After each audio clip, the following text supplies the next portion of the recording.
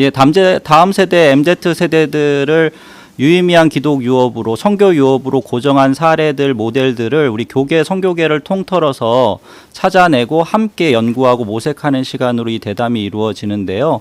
그래서 우리가 선별한 교회가 기쁨이 있는 교회입니다. 조지우 목사님 지금 현장에 나와 계시는데 잠깐 인사해 주시죠. 안녕하세요.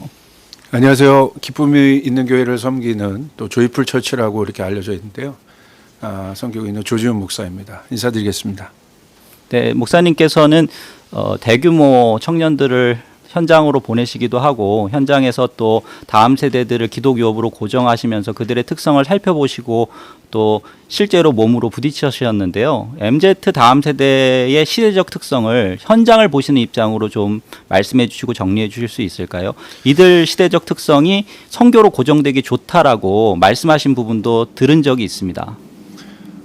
먼저 지금 저희가 살고 있는 이 시대가 또 위드 코로나로 지나가면서 또 들어가면서 참 많은 곳에서 교회에서 충격을 받았다는 현장의 이야기를 듣고 있습니다. 왜냐하면 오픈했는데 정작 교회에 오는 사람들이 생각보다 많지 않은 것 같습니다.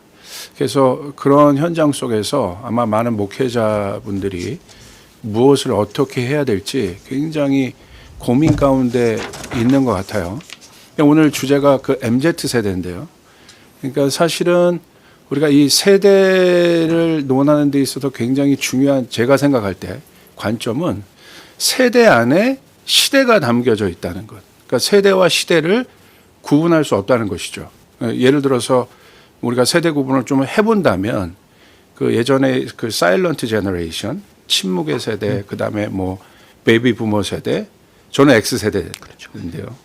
그 X 세대, 또 지금 밀레니얼 세대, Z 세대, 더 나아가서 이제 알파 세대까지 뭐 감마 베타까지 가게 될지 모르겠지만 그 세대마다 뭐 사일런트 제너레이션 같은 건 침묵의 세대 같은 경우는 세계 대전이 1차 세계 대전이 있었고 2차 세계 대전 뭐 코리안 워, 한국 전쟁 등 여러 가지 그 시대를 담고 있는 세대들의 특징이 있거든요.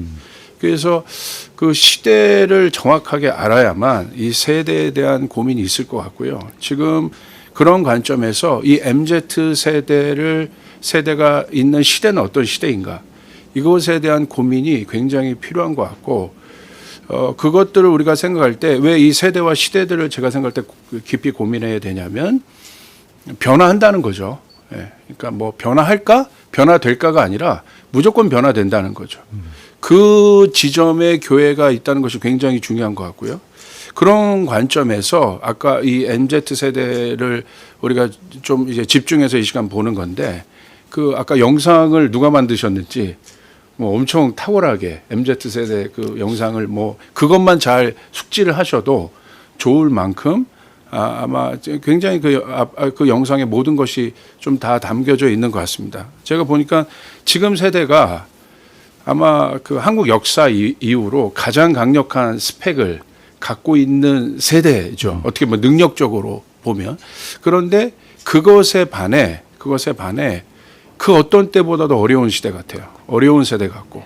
그래서 저는 이 세대를 한마디로 좀 혼돈이라고 좀 지금 굉장히 혼돈의 상황이다. 그것은 왜 그러냐면 변화가 너무 빠르기 때문입니다. 코로나가 또 오면서 이 변화의 시점이 더 빨라졌고요. 근데 왜 이게 혼돈이 되냐면 이 변화를 검증이 따라갈 수가 없는 거예요. 그러니까 검증하면서 갈 수가 없는 거예요. 그러니까 검증하면서 좀 가려고 하면 또 변화돼 버리고. 그러니까 그 지점 앞에서 교회들이 굉장히 지금 좀 당황스러운 거거든요. 그래서 이 MZ 세대를 어떻게 해야 되느냐.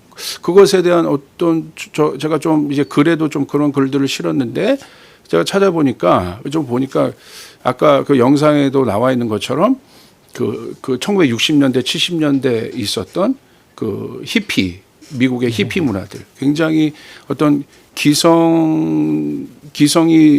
기성세대 그 시대가 전혀 그들에게 소망과 희망을 주지 못했거든요. 그래서 이들이 오히려 굉장히 탈권위적 탈문화적으로 그냥 나가버렸죠. 근데 지금 세대가 굉장히 비슷해요. 제가 현장에서 목회하면서 저희 교회 청년들이 굉장히 많은데 이들을 접촉하면서 제가 느끼는 현장감이 있습니다. 그냥 이론으로 뭐 강의가 아니라 그 현장감은 굉장히 그런 것에 대한 반감이 있습니다. 그래서 정말 누구보다도 변화를 갈망하고 있고 그래서 아마 사회에 대한 분노들이 되게 많고요. 예. 그리고 그 전 세대가 투쟁의 세대였어요. 투쟁의 세대였다면 지금 투쟁이 끝났거든요.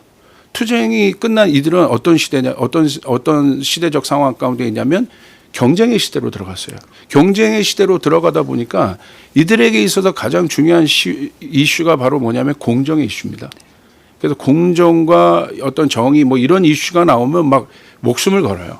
그래서 이런 것들이 교회 안에서도 여전히 굉장히 큰 영향력 가운데 지금 있고요. 그래서 이런 세대들을 어떻게 우리가 접근해야 될지. 그래서 굉장히 탈권위적이고 그다음에 탈사회적인 문화들을 갖고 있는데 그래서 이들에게 있어서 가장 중요한 걸 제가 현장에서 보니까 무조건 믿으라고 해서 안 믿습니다.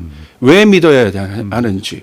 합리적 이유가 굉장히 중요합니다. 그런 관점들을 제가 또 많이 생각해 봤고요. 또 하나는 시대가 너무 어렵다 보니까 종교성이 증가하는 것을 봐요. 그건 뭔 말이냐면 스스로 누가 예를 들어서 누가 등 떠밀려 와서 예수를 믿기도 하고 우리 엄마 아빠가 믿으니까 예수를 믿기도 하고 이제 그런 것들이 예전엔 되게 많았는데 그게 아니라 어렵다 보니까 스스로 뭔가를 찾는 그런 일들이 많아요. 그래서 저희 교회 지금 코로나 때 굉장히 어려웠잖아요. 네. 이 코로나 때 스스로 아마 교회에 온 청년들이 한 150명 정도 이상 되는 아주 저도 신기한 거를 지금 경험해 보고 있는데 스스로 교회를 찾아오더라고요. 그래서 그래서 오히려 이 세대 그 스스로 찾아온 세대이기 때문에 이들에게 복음이 주는 굉장히 복음 안에 있는 선명성들 또 예수가 누구인지에 대한 이것들에 대한 설명이 아니라 굉장히 선명하게 그것들을 오히려 이야기할 때 반응하는 것들을 봅니다. 반응하고요. 그 어떤 때보다도 강력하게 반응해요. 그래서 저는 오히려 이런 부분들이 직접적으로 타 역량보다는 자기가 경험하고 자기가 느끼고 싶어하고 자기가 듣고 싶고 알고 싶어하는 것들에 대해서 질문하고 그래서 이런 부분들에 대한 오히려 변화가 자연스럽게 저희 교회 안에서도 있고 그러다 보니까 오히려 굉장히 본질적인 것이 강해지고 본질적인 것이 강해지다 보니까 그러면 어떻게 살아야 되느냐 또 어떻게 하면 좀 의미 있게 사는 것이냐 그런 접촉점 가운데 선교가 아주 중요한 접촉점이 됩니다. 네. 예. 왜냐하면 어렵고 힘들고 소외된 사람들을 돕고 이것들이 선교니까 그래서 그런 면에서 그런 미션들을 줄 수 있는 저희 교회에서도 그레이 커미션이라는 오히려 이 어려운 때에 그걸 주제로 제가 계속 설교하고 있는데 오히려 반응들이 있습니다. 예. 시대가 혼돈해서 세대 가운데 그런 영향이 있지만 그들의 공허함과 그들의 비교의식, 그들의 정신성이 도리어 가치와 의미를 발견해서 선교라는 도전을 받아들이기에 그 공허함을 채우기에 좋다라는 말씀이 참 인상적인데요. 또 하나 이제 조이풀 교회, 기쁨이 있는 교회를 바라보면 변하지 않는 본질과 복음 안에서 젊은이들을 향해 맞는 시대적 표현을 찾는 교회라는 생각이 듭니다. MZ 세대들에게 알맞는 시대적 표현을 찾는 마인드에 대해서 듣고 싶습니다. 중요한 실제적인 질문이고 우리들의 고민 같은데요. 이 세대에게서 제일 중요한 건 제가 생각할 때 소통이에요. 그러니까 우리의 고민은 이거잖아요. 본질은 분명해요. 본질은 변하지 않습니다. 말씀 변하지 않고 우리가 다 알고 있는데 이것들을 어떻게 소통할 것이냐. 그 시대에 맞게 그 상황에 맞게. 그러니까 사실은 그런 이 소통의 관점에서 비본질적인 부분들이 결코 간과돼서는 안 돼요. 그래서 그들의 세대, 그들의 문화의 옷을 입어야 되는 건 굉장히 중요한데 저는 이것을 좀 뭐라고 표현하냐면 랭귀지라고 표현합니다. 이 시대가 쓰는 랭귀지가 있어요. 그러니까 랭귀지, 언어는 언어 안에는 정신 또 문화 그 모든 가치관들이 다 들어가 있잖아요. 그래서 언어를 안다는 건 굉장히 중요합니다. 이들이 어떤 언어에 반응하고 어떤 키워드에 반응하고 또 그래서 이들 안에 있는 MZ 세대 안에 있는 소통의 언어들을 빨리 교회가 찾고 또 그렇게 찾아야 되고 오히려 그것들을 찾는 노력이 왜 필요하냐면 오히려 그 본질이 너무나 분명하기 때문에 우리 사실은 복음은 본질 아니에요. 복음이 너무나 분명하기 때문에 오히려 그런 비본질적인 부분들은 하나도 뭐 이들에게서 중요한 부분은 아닙니다. 그래서 오히려 우리가 자꾸 이 세대를 우리가 접근할 때 우리가 자꾸 이제 부수적인 것들로 굉장히 많이 접근하려고 하는 시도들이 있는데 그러지 않아요. 오히려 본질을 선명하게 하고 본질이 선명하니까 비본질적인 어떤 옷을 입어도 굉장히 자유함이 있어요. 예. 예를 들어서 뭐 예배 형식도 굉장히 저는 자유롭고 또 이들을 접근하는 방법들 또 예배를 드리는 장소 뭐 어떤 것 하나도 제약될 수 있는 것들 별로 없습니다. 그런 것들이 절대 방해함이 없어요. 우리가 그런 것에 이제 묶이지 않는 것들을 되게 보고요. 또 하나는 이 세대가 굉장히 다양성 시대 속에 있거든요. 그러니까 이들에게 있는 이슈들이 너무 많아요. 이들이 많은데 질문도 많다는 거예요. 그러면 저는 굉장히 이 복음이 주는 굉장히 중요한 그 메시지가 하나가 뭐냐면 영향력을 주는 겁니다. 이 사회 속에 있잖아요. 그래서 이 사회가 던지는 수많은 질문들에 대해서 선점할 필요가 있습니다. 예를 들어서 메타버스는 뭐 예전부터 이미 들어갔던 건데 저희 교회 같은 경우는 오히려 그런 것들을 스터디 포럼들을 만들어서 오히려 그것들을 답은 없습니다. 답은 없지만 이들이 이 시대에 갖고 있는 질문들에 대해서 정직하게 선점하여 먼저 말해주는 거. 그렇게만 해도 굉장히 긍정적인 시그널들을 제가 많이 현장에서 제가 느끼며 볼 수 있습니다.